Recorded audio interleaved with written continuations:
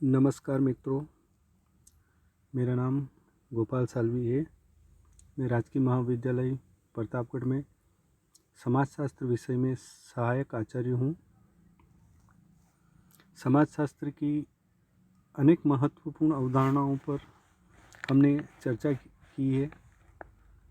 आज एक और महत्वपूर्ण अवधारणा सामाजिक परिवर्तन, जो कि समाजशास्त्र में अत्यंत महत्वपूर्ण है।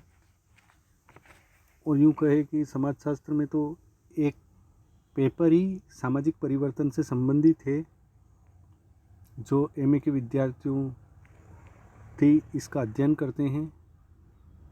प्रथम वर्ष में भी सामाजिक परिवर्तन से संबंधित कुछ महत्वपूर्ण सिद्धांतों और अवधारणाओं का अध्ययन किया जाता है।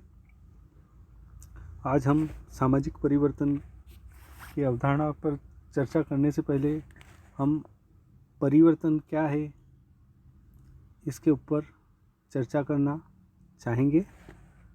हम ये जानने का प्रयास करेंगे कि परिवर्तन क्या है। सामान्य रूप से परिवर्तन से तात्पर्य किसी भी निश्चित दिशा में प्रवहमान किसी क्रिया अथवा किसी भौतिक या अभौतिक तत्व के किसी पक्ष में विचलन होने से है, अथवा परिवर्तन का अर्थ किसी क्रिया या वस्तु की पूर्व की स्थिति में बदलाव आना है। समाजशास्त्री फीचर ने परिवर्तन को स्पष्ट करते हुए बताया है कि परिवर्तन पहले की अवस्था या अस्तित्व के प्रकार में अंतर को कहते हैं। परिवर्तन का संबंध वस्तु, समय एवं भिन्नता से है। यानी परिवर्तन के अंतर्गत तीन चीज़ें महत्वपूर्ण है। एक तो वस्तु, दूसरा समय और तीसरा भिन्नता। नंबर 1, वस्तु से तात्पर्य यह है कि यदि यह कहा जाता है कि परिवर्तन आ रहा है, तो यह भी स्पष्ट होना चाहिए कि परिवर्तन किस विषय अथवा वस्तु में आ रहा है, क्योंकि बिना वस्तु को बताए परिवर्तनों को स्पष्ट रूप से नहीं बताया जा सकता है। नंबर 2, समय से आशय है कि परिवर्तन के लिए समय का अंतराल होना आवश्यक है। एक ही समय में परिवर्तन को नहीं स्पष्ट किया जा सकता, जैसे शिक्षा पद्धति में बदलाव का अध्ययन करना है। तो वैदिक काल की शिक्षा की तुलना में आधुनिक काल की शिक्षा से करके शिक्षा में हुए परिवर्तनों का अध्ययन कर सकते हैं। इस प्रकार परिवर्तन का संबंध समय से है।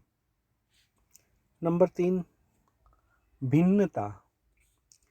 भिन्नता का अर्थ है विभिन्न समयों में वस्तु या विषय में भिन्नता का मिलना, क्योंकि यदि वस्तु के रूप में किसी प्रकार का अंतर न आए तो परिवर्तन नहीं कहा जा सकता।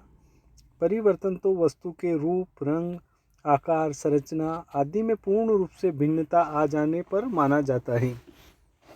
अतः परिवर्तन का संबंध भिन्नता से भी होता है। निष्कर्ष, परिवर्तन किसी वस्तु अथवा विषय में दो समयों के मध्य प्रतीत होने वाली भिन्नता है। इस प्रकार हमने यह देखा कि परिवर्तन का तात्पर्य किसी वस्तु में दो भिन्न समयों में होने वाले अंतर या भिन्नता को कहते हैं। अब हम परिवर्तन की कुछ विशेषताओं को देख लेते हैं। नंबर 1, परिवर्तन किसी भी भौतिक अथवा अभौतिक वस्तु की निश्चित दिशा में विचलन की स्थिति है। नंबर 2, यह विचलन या तो प्राकृतिक नियमों द्वारा स्वतः ही होता है अथवा मानव समाज द्वारा योजनाबद्ध रूप में हो सकता है। नंबर 3, परिवर्तन से वस्तु का संपूर्ण रूप बदलता है अथवा उसका कोई पक्ष विशेष प्रभावित होता है। नंबर 4, परिवर्तन एक सार्वभौमिक प्रक्रिया है, अर्थात यह सर्वत्र पाया जाता है। नंबर 5, परिवर्तन सार्वकालिक प्रघटना है, अर्थात हर काल में किसी न किसी रूप में परिवर्तन अवश्य होता है। इस प्रकार हमने सामाजिक परिवर्तन को देखने से पूर्व परिवर्तन की अवधारणा को देखा है कि परिवर्तन किसे कहते हैं, साथ ही इसकी 5 महत्वपूर्ण विशेषताओं पर भी चर्चा की है। मैं अपेक्षा करता हूँ कि आपको यहाँ समझ में आया होगा कि परिवर्तन किसे कहते हैं। धन्यवाद।